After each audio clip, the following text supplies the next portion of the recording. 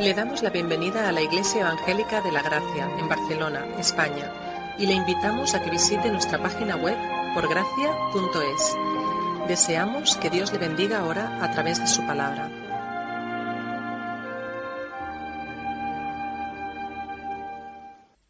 Vamos a orar al Señor pidiendo su dirección, su bendición, también en la predicación de la palabra en esta mañana. Señor, venimos a ti convencidos de que tú eres el Hijo eterno de Dios, Creador de los cielos y de la tierra, Señor. Y que no solamente tú has creado todas las cosas, sino que tú a día de hoy sigues creando un nuevo pueblo, sigues creando una nueva naturaleza en cada uno de nuestros corazones. Y te pedimos que una vez más, por tu palabra, igual como hiciste en el Génesis, por tu palabra hoy sigas creando en nosotros, que tu luz ilumine nuestro corazón, Señor. Que nos hagas tuyos y cada vez más tuyos. Y aquellos que entre nosotros aún no te conocen y nos han rendido a tus pies, Señor, tú hagas brillar la fe en sus almas, para que acudan a ti arrepentidos por sus pecados. Estate con nosotros, Señor. Gracias por tu presencia, gracias por tu palabra que es luz a nuestros pies, gracias por tu Espíritu que guía nuestros pensamientos. Señor, y gracias porque en esta mañana tenemos el grandísimo privilegio de reunirnos como pueblo tuyo, de seguir escuchando tu voz. Igual como tus discípulos durante tu ministerio estaban sentados a tus pies, queremos hoy estar sentados a los pies del Maestro. En el bendito nombre del Señor Jesús te lo pedimos. Amén. Os invito a abrir vuestras Biblias en Juan capítulo 4. Ya la semana pasada estábamos en Juan capítulo 4, hablando de la mujer samaritana. Y hoy estaremos un poco más adelante en este capítulo, en los versículos 43 en adelante. Juan capítulo 4, estaremos a partir del versículo 43. El Señor Jesucristo tiene aquí un nuevo encuentro con otro personaje, como es este noble, este general de los ejércitos del rey. Y hoy vamos a tratar el tema de la fe ilustrado en este episodio. La palabra fe puede parecernos una palabra muy religiosa, pero ejercemos fe continuamente, todos los días, a todas horas. Fe es confianza. Ahora mismo estás teniendo fe en esa silla que te está sosteniendo y confías que te va a sostener durante el resto del culto. Yo tengo fe en que vais a aguantar estos 45 minutos sin dormiros. Cuando arrancas el coche tienes fe en que te va a llevar a alguna parte. Cuando cruzas un semáforo en verde, tienes fe en alguien que ha programado ese semáforo que ni siquiera conoces, en que lo ha programado bien. Y los coches que se cruzan se van a detener mientras tú pasas. Continuamente estamos ejerciendo fe, estamos ejerciendo confianza en cosas, en personas, incluso en gente que desconocemos y nos ponemos en las manos de los médicos y nos ponemos en manos de profesionales. La cuestión es dónde depositas tu fe y en quién depositas tu fe, porque no podemos dejar de ejercitar fe. Hemos sido creados por Dios para tener fe. Somos creyentes, somos adoradores por naturaleza. Incluso el incrédulo que dice, yo no creo en nada, ejerce fe en su propio criterio. Cree que lo que él dice es lo correcto. Es una autofe en sí mismo. En este episodio, el Señor Jesucristo nos confronta con el tema de la fe y más aún, en qué tipo de fe es la que Él espera de nosotros. Vamos a leer versículos 43 al 54, hasta el final de este capítulo. Dice así: 2 días después salió de allí y fue a Galilea. Recordemos que está en Samaria. El Señor se va de Samaria hacia Galilea, porque Jesús mismo dio testimonio de que el profeta no tiene honra en su propia tierra. Cuando vino a Galilea, los galileos le recibieron, habiendo visto todas las cosas que había hecho en Jerusalén en la fiesta, porque también ellos habían ido a la fiesta. Vino pues Jesús otra vez a Caná de Galilea, donde había convertido el agua en vino. Y había en Capernaum un oficial del rey, cuyo hijo estaba enfermo. Este, cuando oyó que Jesús había llegado de Judea a Galilea, vino a él y le rogó que descendiese y sanase a su hijo, que estaba a punto de morir.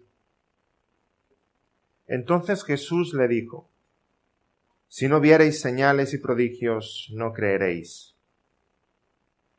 El oficial del rey le dijo: Señor, desciende antes que mi hijo muera. Jesús le dijo: ve, tu hijo vive.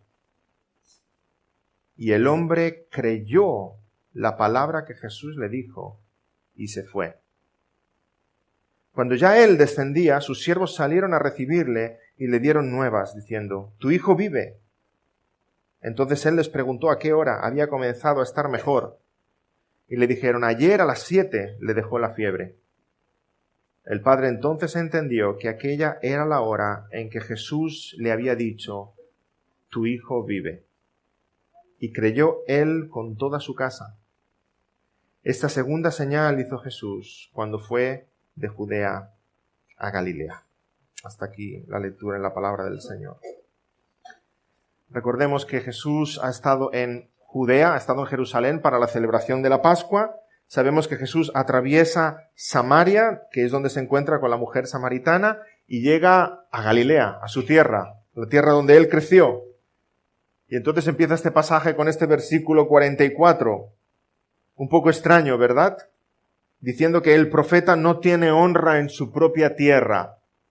Y aquí no se refiere a toda Galilea, se refiere especialmente a Nazaret, donde él se crió. Recordemos que nació en Belén de Judá, pero realmente el Señor Jesucristo creció en Nazaret. El profeta no tiene honra en su propia tierra, así que Jesús no se detiene en Nazaret para predicar, sino que continúa más hacia el norte, hasta Caná. Esa misma expresión la usa el Señor en los otros evangelios. Si viéramos en Marcos 6, versículos 3 en adelante, leemos lo que la gente de su pueblo decía de él. ¿No es este el carpintero, hijo de María, hermano de Jacobo, de José, de Judas, de Simón? Conocían a su madre, conocían a sus hermanos. ¿No están también aquí con nosotros sus hermanas? Y se escandalizaban de él. Mas Jesús les decía: no hay profeta sin honra, sino en su propia tierra, y entre sus parientes, y en su casa. Y no pudo hacer allí ningún milagro, salvo que sanó a unos pocos enfermos, poniendo sobre ellos las manos. Y estaba asombrado de la incredulidad de ellos. De nuevo, está hablando de los de su parentela, está hablando de los de su tierra, de los de su ciudad, aquellos que le habían visto crecer de niño, aquellos que le habían visto jugar por las calles. Aquellos son los que no quieren escuchar a su mensaje y lo desprestigian. Pero si este es el hijo del carpintero, si le conocemos desde que era pequeñito, ¿qué viene a decirnos ahora? Como profeta. Explica Calvino en uno de sus comentarios sobre este punto. Aquellos que hemos oído llorar en la cuna, a quienes hemos visto hacer tonterías en su juventud, son despreciados por nosotros durante toda su vida, como si no hubieran hecho progreso alguno desde que eran jóvenes. ¿Qué me vas a decir tú a mí? ¿Qué me vas a decir tú? Recuerdo en una ocasión predicando en mi tierra, en Mallorca. Prediqué en una iglesia, acabo el sermón, viene a saludarme una hermana y bueno, uno espera el comentario típico que un predicador quiere oír, ¿verdad? Gracias, hermano, ha sido de mucha bendición. Pero aquella hermana se me acerca, ancianita, me mira a los ojos y me dice: yo te cambié los pañales. Ay, hermanos. En aquel momento pensé: ay, yo espero que algo haya escuchado el sermón. Hombre, le agradecí mucho que me hubiera sacado de aquel estado de corrupción, ¿sí? Pero yo espero que escuchara algo del sermón, no solamente recordar aquella anécdota.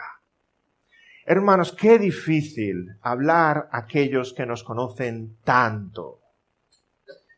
Yo os invito a pensar en aquellos que no son del Señor, vuestros esposos, esposas, hijos, primos, familiares cercanos. Qué difícil es hablar a aquellos que nos conocen tanto, porque conocen nuestras virtudes, pero conocen todos nuestros defectos. Conocen el mensaje que les transmitimos, pero conocen nuestras incongruencias. Conocen mucho de nosotros. Y qué fácil que nos digan, ¿qué me vas a decir tú a mí? ¿Qué me vas a decir tú? Si pasó con el Señor Jesucristo, recuerda este pasaje cuando intentes testificar a los tuyos. Ningún profeta no tiene honra sino en su propia tierra. Pero que el Señor escucha tu oración, el Señor está contigo. No dejes de hacer el bien, no desistas, porque el Señor, tarde o temprano, escuchará tu oración, bendecirá tus esfuerzos. El Señor Jesús pasa de largo en Nazaret y llega hasta Caná, donde convirtió el agua en vino. Y cuando llega a Caná, la gente se agolpa para recibirle. Su fama ha corrido por toda Palestina. Los milagros que el Señor ha hecho en Jerusalén durante la Pascua, esa es la fiesta que se refiere aquí, ha llegado la fama ya del Señor Jesucristo de nuevo hasta Caná y la gente está esperando que Él haga un milagro. Se apelotonan en los caminos. Ya era conocido, había gran expectación. La gente se acercaba pensando, Jesús viene a Caná, a ver qué milagro va a hacer, a ver qué prodigio hará ahora. Y su fama llega hasta las altas esferas. Se nos dice aquí que un general del ejército del rey Herodes, que vivía en Capernaum y tenía un hijo enfermo, hace ese viaje desde Capernaum hasta Caná para ir a ver al Señor Jesucristo. Esos son unos 25 kilómetros. Nosotros decimos, qué poquito. De aquí a Tarrasa. Nada, es un momento. No era un momento caminando, o no era un momento a caballo, ¿verdad? Era un gran esfuerzo el que este hombre hace, de dejar a su hijo enfermo en la cama, sin saber qué va a pasar con él, y emprender ese viaje hasta Caná para encontrarse en algún momento, en algún sitio, con Jesús de Nazaret y hacerle llegar su súplica. Este hombre era un noble de la alta sociedad, viene a rogarle por su hijo, que tiene una fiebre alta, que está en la cama muriendo, y le suplica que venga con él a Capernaum para sanarlo. Varias veces leemos esta expresión, Señor, desciende antes que mi hijo muera. Señor, ven conmigo antes que mi hijo muera. Este hombre ya está imaginando a Jesús entrando en su casa, acercándose a la cama donde está su hijo, imponiendo las manos, orando por él, restaurándolo. Ven antes de que mi hijo muera. Sabemos que el Señor Jesús había hecho muchos milagros. Aquí el apóstol Juan en el Evangelio nos detalla algunos de los milagros que hizo. Y seguro que esos milagros habían llegado a oídos de este hombre y estaba esperando que Jesús hiciera lo mismo. Si ha sanado ciegos, si ha sanado paralíticos, si ha sanado enfermos, puede hacer lo mismo con mi hijo también. Entonces, las palabras que el Señor Jesús pronuncia en ese momento nos pueden parecer incluso duras, ¿verdad? Nos fijamos, versículo 48. Se lo dice a este hombre, pero lo dice en plural. Lo está diciendo para que todos los galileos escuchen. Si no viereis señales y prodigios, no creeréis. Hermanos, esto es un reproche. Les está reprendiendo. ¿Esta es la única fe que puedo esperar de vosotros? ¿Que yo haga milagros y creáis que yo soy un hacedor de milagros y vengáis a mí a pedirme más milagros? ¿Eso es todo lo que puedo esperar de vosotros? Si no hiciere milagros, ¿no creeréis? ¿Acaso no acabo de llegar a Galilea y ya me estáis pidiendo un milagro? ¿Es que solo venís a mí porque queréis mis milagros?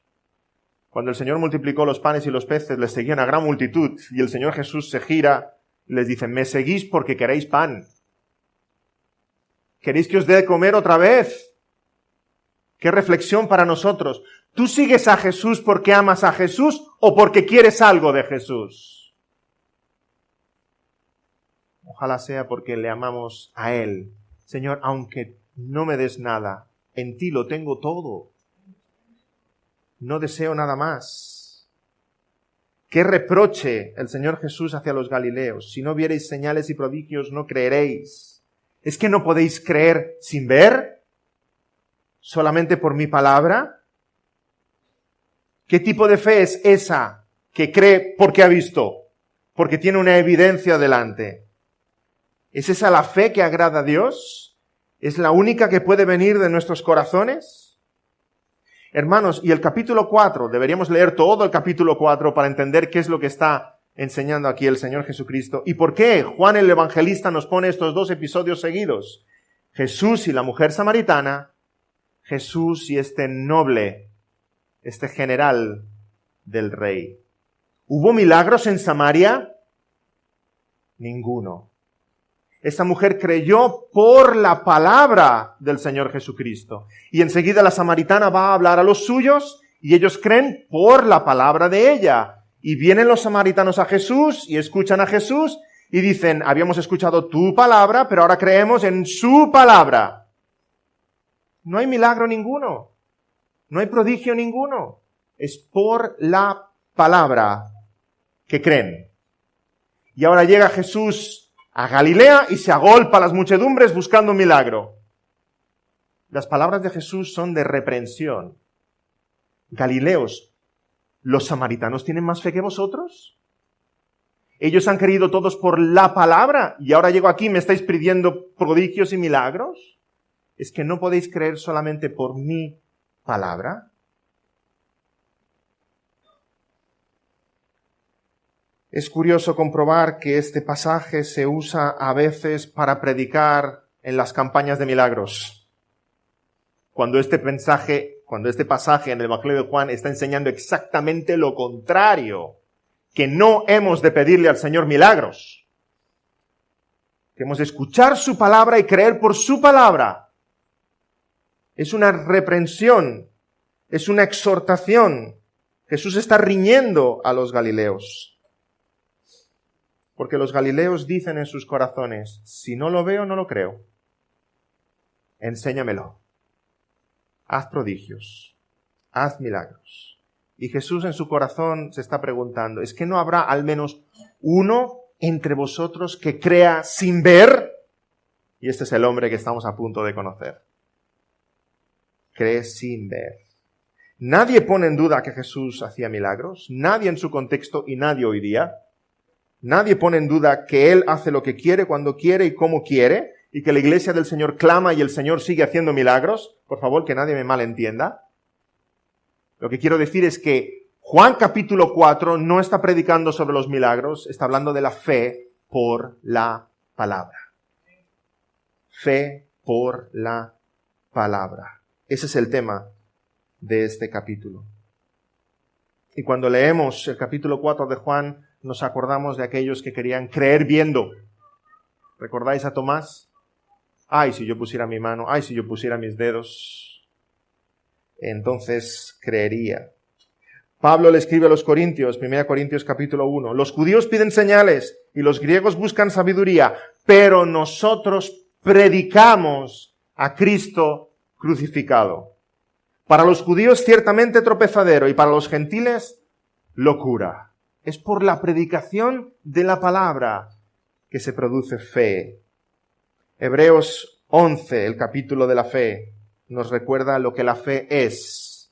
Es pues la fe la certeza de lo que se espera, la convicción de lo que no se ve. Si lo ves, ya no es fe. Si no lo ves, entonces sí es fe. ¿Y tú necesitas un milagro? Créeme, aunque el Señor Jesucristo hiciera ahora mismo un milagro delante de tus narices, no creerías por eso. Hubo muchos fariseos que vieron muchos milagros y criticaban a Jesús porque había sanado a alguien el día de reposo. Anda que tiene guasa la cosa. No es por un milagro que vas a creer. Es por la palabra del Señor que tu fe va a ser esa fe que Dios espera que tú tengas. La certeza de lo que se espera, la convicción de lo que no se ve. Esa es la fe que Dios desea ver en nosotros. Hace años mi hijo Daniel era un poco más pequeño, bastante más pequeño, y hablábamos de que la gente del mundo no cree nada de lo que no vea. La gente del mundo dice, si no lo veo, no lo creo. Y el pequeñito, debía tener unos 5 años, se me queda mirando y dice, papá, nosotros al revés. Si no lo creo, no lo veo. Caramba, tú, la teología de los niños a veces te deja descolocado, ¿verdad? Y es verdad. Si no lo creo, no lo veo, porque yo un día lo veré. Hermanos, aquello que ahora creemos sin ver, lo vamos a ver y lo vamos a contemplar. Y como dijo Job, yo sé que mi Redentor vive y un día mis ojos le verán. Y todas las promesas del Señor que ahora no podemos contemplar, no podemos tocar, las vamos a ver con nuestras manos. Y vamos a ver la ciudad eterna, y vamos a ver al Señor resucitado, y vamos a ver el trono de la gracia, y vamos a ver el banquete celestial, y vamos a ver esas túnicas blancas y esos anillos de oro puestos en nuestras manos. Lo vamos a ver. Pero ahora que no lo vemos, hemos de creer en nuestros corazones. Creer sin ver. Y no esperes a verlo. No esperes a verlo. ¿Cuánta gente incrédula dice, si yo lo viera, si yo pudiera ver a Jesús, si yo pudiera ver a sus ángeles, entonces creería? Pero es que entonces ya no sería fe. Ya no sería fe. En el día final, cuando Cristo venga con sus santos ángeles, suenen las trompetas y los carros de fuego, yo espero que vengan con carros de fuego, vengan blandiendo las espadas, cuando la tierra tiemble y los muertos resuciten, en ese día habrá miles de millones que dirán, ahora creo, pero ya es tarde para ti, porque tus ojos están viendo. Eso ya no es fe. Eso ya no es fe. Fe es la certeza de lo que se espera, la convicción de lo que no se ve. Hasta ese día habrá tiempo de tener fe. Cuando llegue ese día, ya no habrá más fe. Nosotros en el cielo, por toda la eternidad, ya no tendremos fe. Uy, lo que acaba de decir el pastor. Por toda la eternidad ya no tendremos fe, porque nuestros ojos le verán para siempre. No esperes a verlo. Recuerda la respuesta del Señor Jesucristo a Tomás. Bienaventurados los que no vieron y creyeron. Y creyeron. Como este hombre, ¿nos damos cuenta de lo que estamos a punto de encontrarnos en ese contexto de incredulidad? Llega este hombre al Señor Jesucristo y nos dice el versículo 50, y el hombre creyó a la palabra del Señor. En el versículo 49, el versículo anterior, de nuevo le pide a Jesús que vaya con él a su casa, que vaya con él. Es todo lo que este hombre desea. Llevar a Jesús esos 25 kilómetros hacia Capernaum y que entre en su casa y que ore por su hijo y que restaure a su hijo. Es lo que espera que él haga. Pero el Señor Jesús no se mueve de allí. Jesús está a punto de mostrar a todos los oyentes y a nosotros el tipo de fe que Él espera ver en nosotros.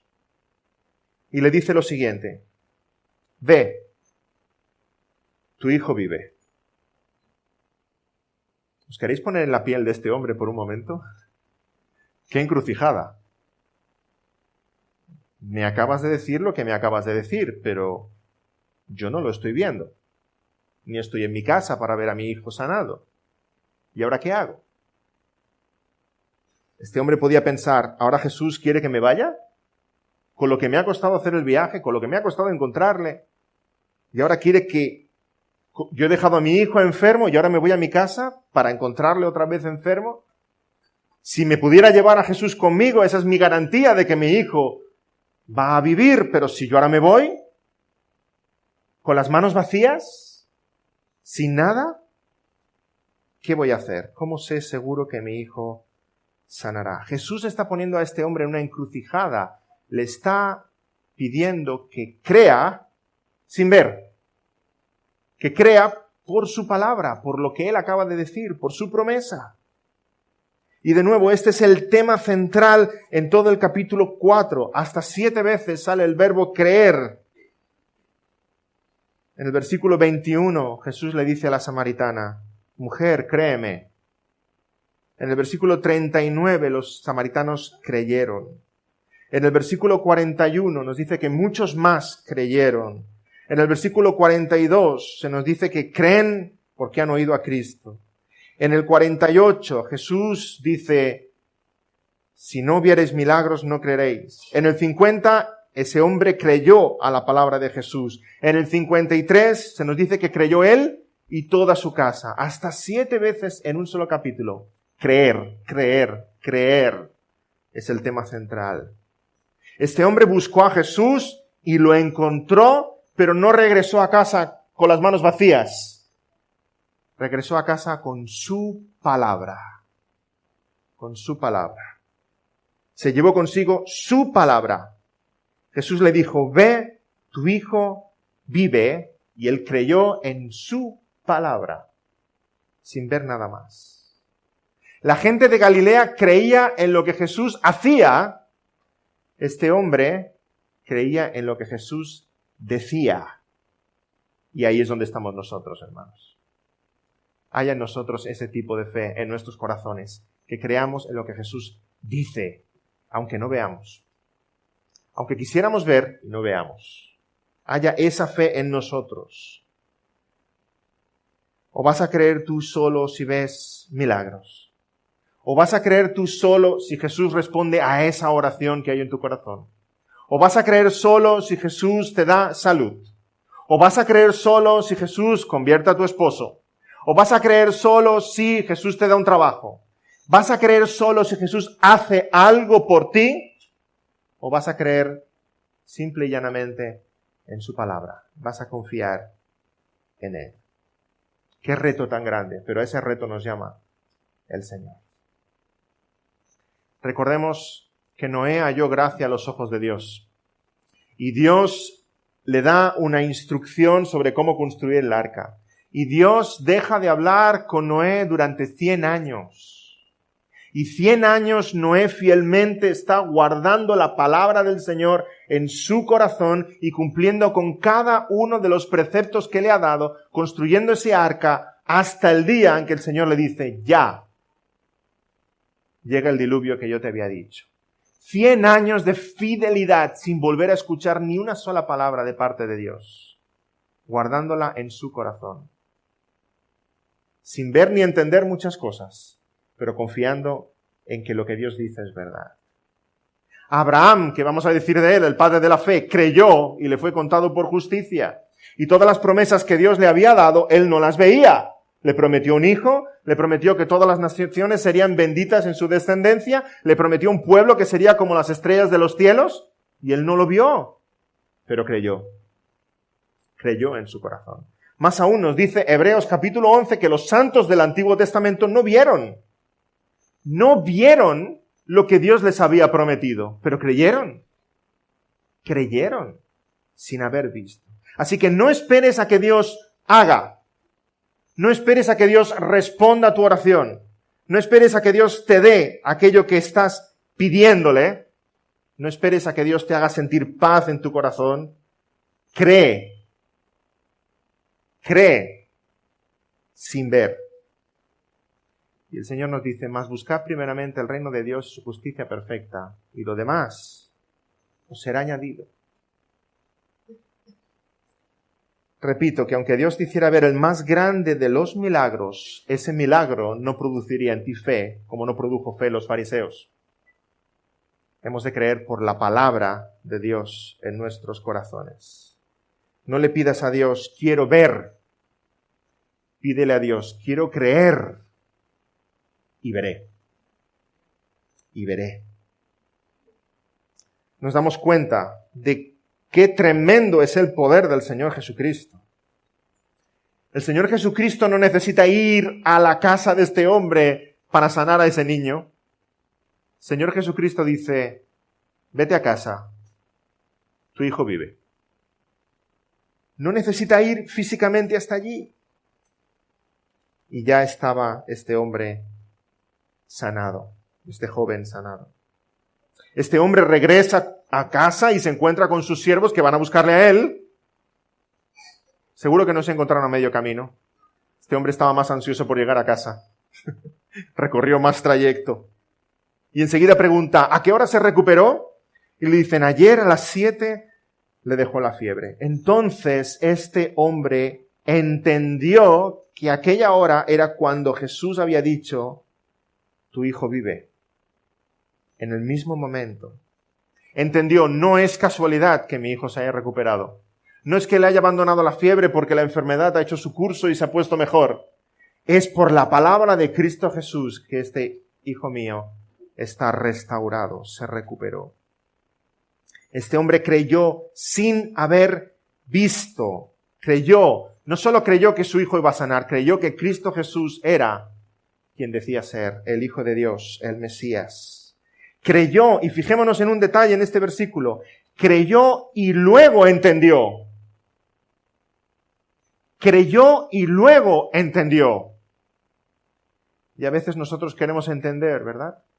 Ay, Señor, yo te obedecería en esto, pero si tú me explicas la lógica, me será más fácil para mí obedecer. Si tú me explicas el por qué, si yo lo entendiera, entonces yo te obedecería. Este hombre creyó y luego entendió. En ese orden, creyó a la palabra de Jesús, se fue hacia su casa, cuando conversó con sus siervos y le dijeron exactamente a qué hora su hijo se había recuperado, entendió que había sido por la palabra de Jesús. Y nuestro intelecto no está reñido con la fe.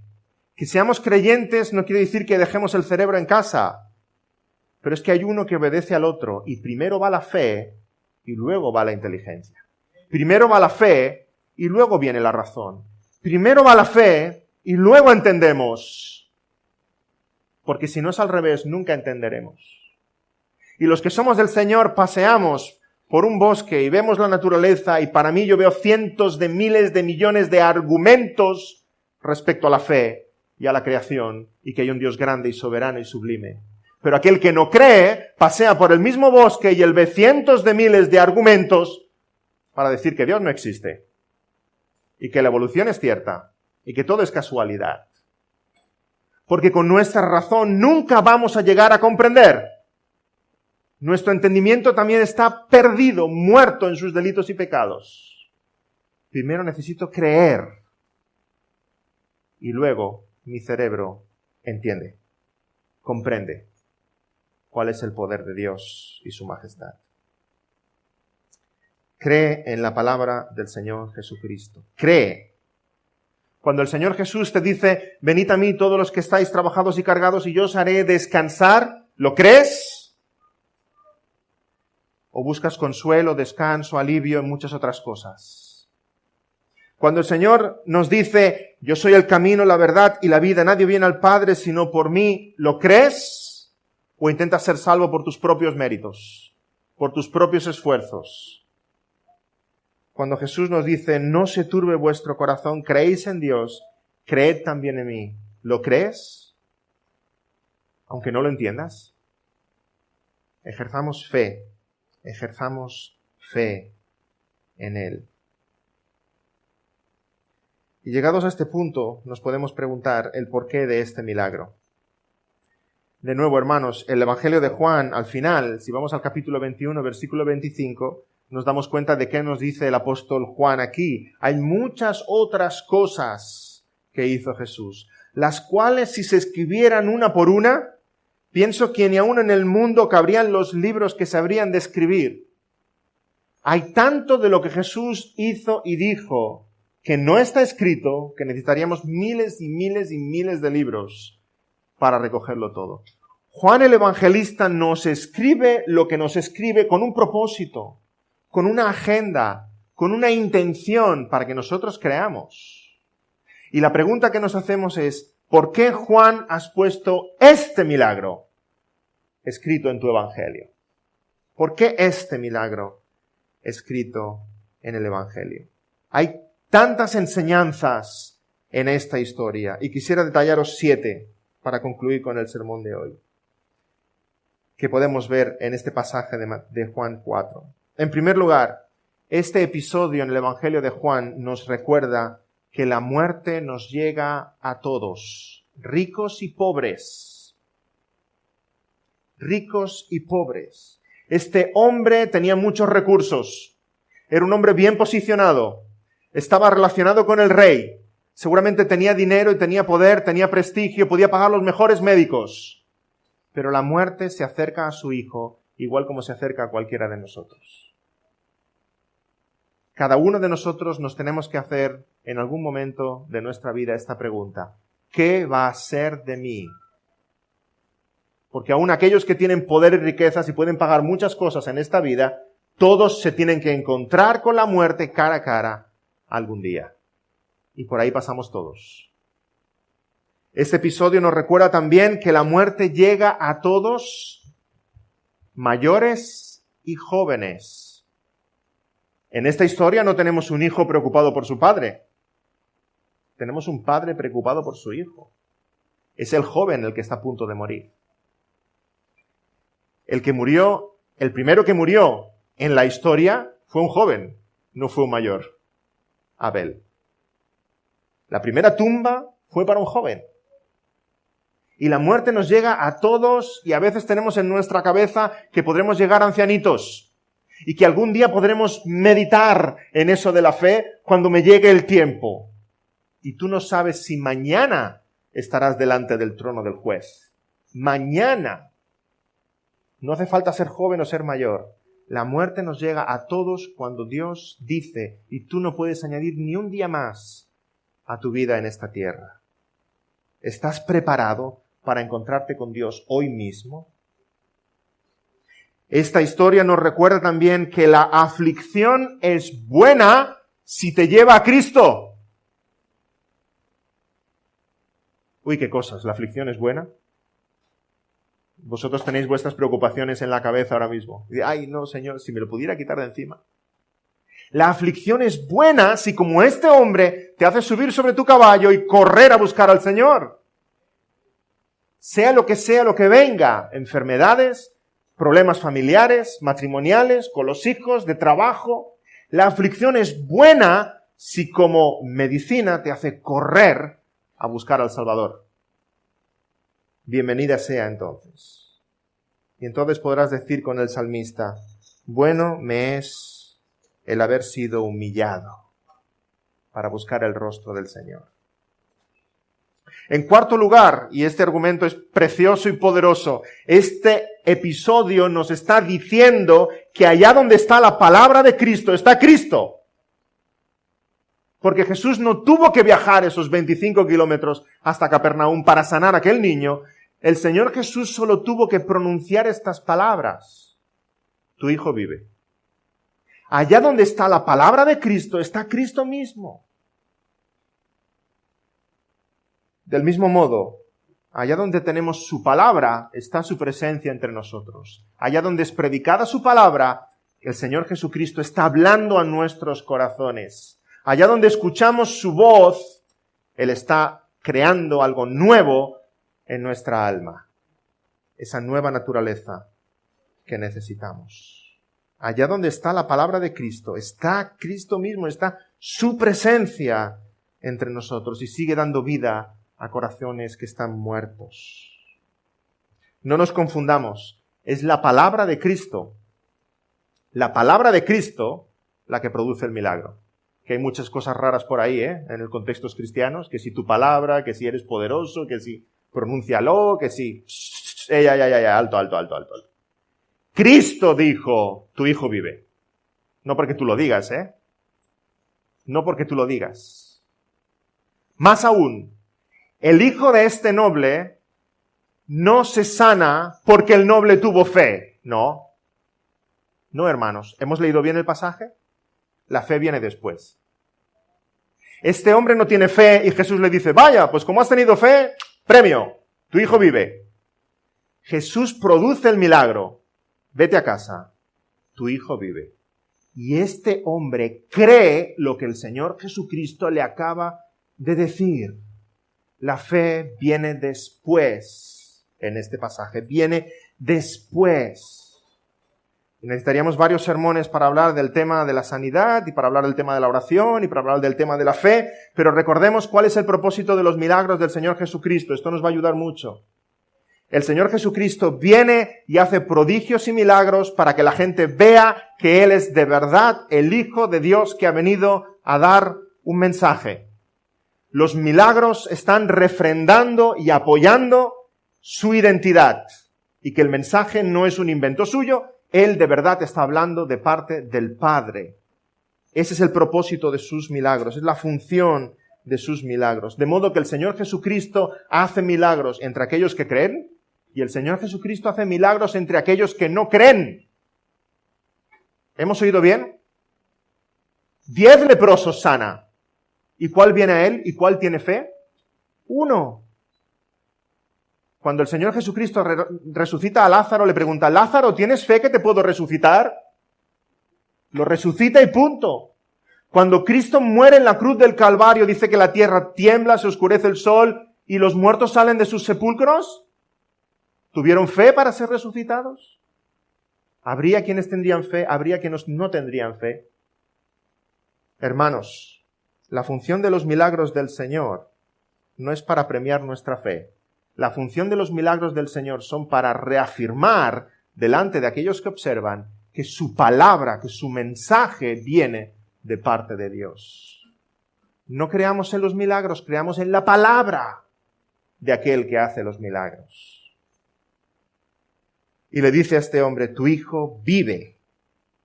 Y él, cuando habla con sus siervos, y sus siervos le dicen que ayer a las 7 de la tarde tu hijo mejoró, él no dice, vaya, es justo cuando tuve fe. ¿Hemos leído bien el pasaje? Es cuando el Señor dijo, tu hijo vive. Él es el poderoso. Él es el poderoso. Si no nos equivocamos, no tengamos fe en nosotros mismos. Y repito, hay contextos cristianos donde se oyen cosas rarísimas, donde la gente no tiene fe en Cristo, tiene fe en la fe. Tiene fe en la fe, como si hubiera poder en nosotros. Y si nuestra fe tuviera poder para hacerle hacer a Dios algo, nosotros estaríamos siendo más poderosos que Dios mismo. Mi fe estaría obligando a Dios a hacer algo. No, hermanos, no. Mi fe es una confianza en Él, una confianza absoluta en Él. Y Él hace como quiere. ¿No hemos visto esta mañana en la escuela bíblica? Él, de su pura voluntad, hace lo que quiere. Y a veces en nuestra súplica Él responde sí. A veces en nuestra súplica Él responde no. Y a veces en nuestra súplica Él responde, sigue orando.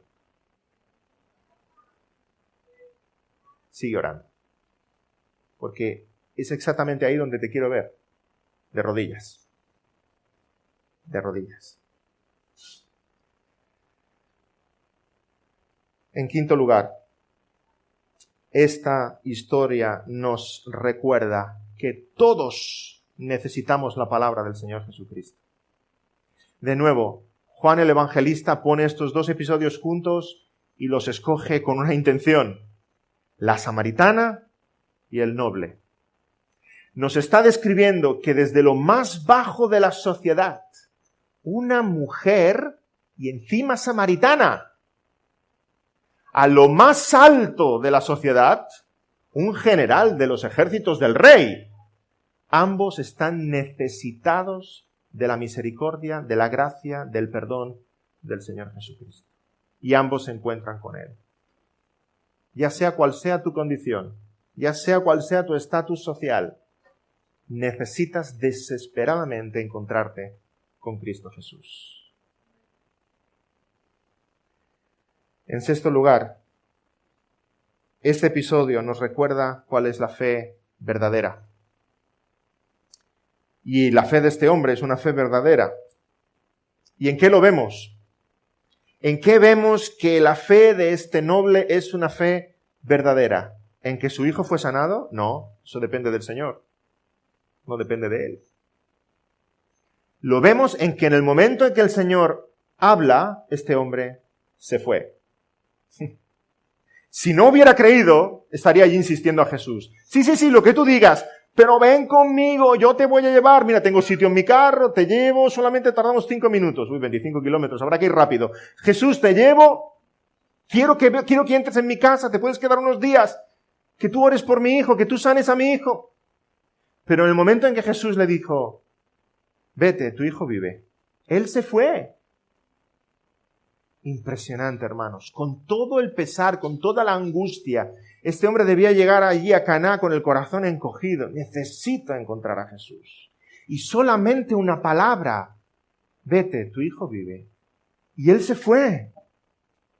Creyó con toda su alma en lo que Jesús le acababa de decir. Esa es una fe auténtica. Es una fe veraz. Es una fe viva. Es exactamente la fe de la cual Jesús estaba hablando. Una fe que no ve y no necesita ver. Una fe que cree porque Jesús lo ha dicho. Si Él lo ha dicho, es verdad. Si Él lo ha dicho, lo voy a hacer. Si Él lo ha dicho, es cierto. Él es la verdad y la vida. Hermanos, esta fe de este hombre es una fe verdadera porque es una fe obediente. ¿Quieres saber si tu fe es verdadera? Mira dónde está tu obediencia. Esta fe es cierta porque es una fe obediente. ¿Lees la palabra y luchas con el Señor? ¿O lees la palabra y obedeces? Entonces, estás viendo que tu fe es una fe auténtica. ¿Qué te ha dicho el Señor que hagas? ¿Qué es lo que el Señor espera de ti? ¿Te basta su palabra? ¿Produce una fe viva en ti? Es lo que espera de nosotros. En séptimo y último lugar, hermanos, este episodio, este milagro, nos recuerda la cruz del Calvario. Porque aquí vemos un hijo que es socorrido por su padre para recibir salud. Pero en la cruz del Calvario vemos un hijo que está muriendo y es abandonado por su padre, dejado por su padre, hasta que murió. Jesucristo, el Hijo de Dios, sufrió mucho más y no fue sanado, y no fue restaurado. Y nadie fue al Padre en toda su gloria y le dijo, Dios, tranquilo, tu Hijo vive. El Padre le dejó en la cruz, derramando su sangre. Y es el Hijo el que exclama, Padre, ¿por qué me has abandonado? Y él notó esa lejanía, esa soledad del Padre. Nuestro Padre Celestial entregó al Hijo Eterno de Dios a la muerte por nuestro bien, por nuestro beneficio, para lograr nuestro rescate del pecado, para resucitarnos y darnos vida espiritual. O no vemos, no entendemos que todas las bendiciones de Dios para nosotros, Él las ha tenido que pagar. Que Él es un juez justo y para decirnos, estás perdonado, Él ha tenido que pagar toda la deuda. Así que todo lo bueno que Dios haga para con nosotros representa el castigo sobre el Señor Jesucristo. Dios no es un juez injusto que deja ir al delincuente. Él es un juez justo que para darnos libertad paga nuestro rescate, y nuestro rescate cae sobre el Señor Jesús. De nuevo, recordemos el Éxodo, cuando en aquella última plaga llega el ángel exterminador y el Señor da unas instrucciones muy claras. Hay que matar un cordero y con esa sangre hay que pintar el dintel de la puerta. Instrucciones muy claras, porque si no, el castigo era que el primogénito de cada familia iba a morir. Y el ángel pasa y cuando ve esa sangre en el dintel de la puerta, es como si el ángel, casa por casa, puerta por puerta, fuera diciendo, tu hijo vive, tu hijo vive, tu hijo vive, tu hijo vive. Porque alguien ha pagado ya, porque hay una sangre en aquella puerta que está diciendo, aquí ya alguien ha muerto. No tiene que pagar 2 veces nadie por el mismo delito. Aquí ya alguien ha muerto, aquí alguien ya ha sido sacrificado, aquí ya alguien ha derramado su sangre, un cordero limpio, puro, perfecto. Del mismo modo, el Señor Jesucristo ha pagado nuestras culpas. Y si nosotros vivimos, es porque su sangre ha sido derramada, porque Él ha sufrido hasta las últimas consecuencias todo lo que merecía nuestro pecado. Hemos sido comprados por la sangre preciosa del Señor Jesucristo. Las puertas de nuestro corazón han sido pintadas con la sangre del Mesías, del Cordero de Dios. Y recordemos Isaías 53, Él herido fue por nuestras rebeliones, molido por nuestros pecados, el castigo de nuestra paz fue sobre Él, y por su llaga fuimos nosotros curados. Él compra nuestro rescate para que tú y yo tengamos vida eterna. Escuchemos su palabra, creamos a su palabra, con esa fe que Él espera en nuestros corazones. Vamos a orar. Señor, gracias. Gracias por tu bondad infinita, porque nos encontramos cara a cara con tu gracia, Señor, y es tan grande, tan inmensa. Siendo nosotros pecadores, siendo enemigos de la cruz, siendo enemigos de Dios en nuestra rebeldía, en nuestros pecados, en nuestra transgresión, dándote la espalda, Señor, tú nos compras por precio, tú pagas nuestro rescate, tú pagas nuestra deuda hasta la última gota de tu sangre y nos redimes, nos compras, nos transformas, Señor, y nos das un corazón nuevo que ahora te ama. Gracias, Señor, por adoptarnos a tu familia, por hacernos soldados tuyos, y queremos servirte, Señor. Queremos servirte con esa fe que vemos en este pasaje, con esa fe de ese hombre.